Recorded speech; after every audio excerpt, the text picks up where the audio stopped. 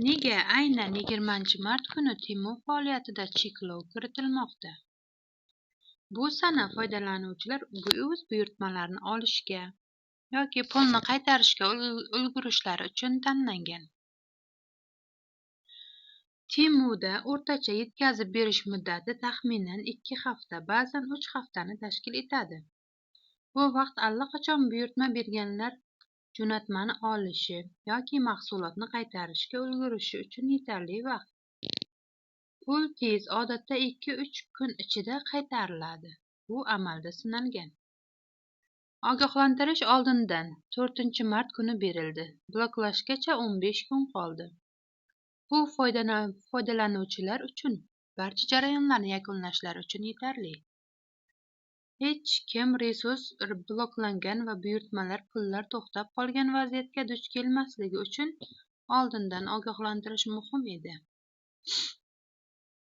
Fuqarolar pulni allaqachon sarflab bo'lganini tushungan holda biz ularga xaridni yakunlashlari yoki pulni qaytarib olishlari uchun yetarli vaqt ajratdik. Hozir hamma ogohlantirilgan. Bugundan boshlab yangi buyurtmalarni rasmiylashtirmagan ma'qul. Agar allaqachon buyurtma berilgan bo'lsa, pulni qaytarib olish imkoniyati mavjud. Agar tovar yo'lda bo'lsa, u yetib keladi, ammo yangi buyurtmalar bo'yicha risklar bo'lishi mumkin. Bloklangandan so'ng holatni kuzatish yoki qaytarish, rasmiylashtirish qiyinroq bo'ladi.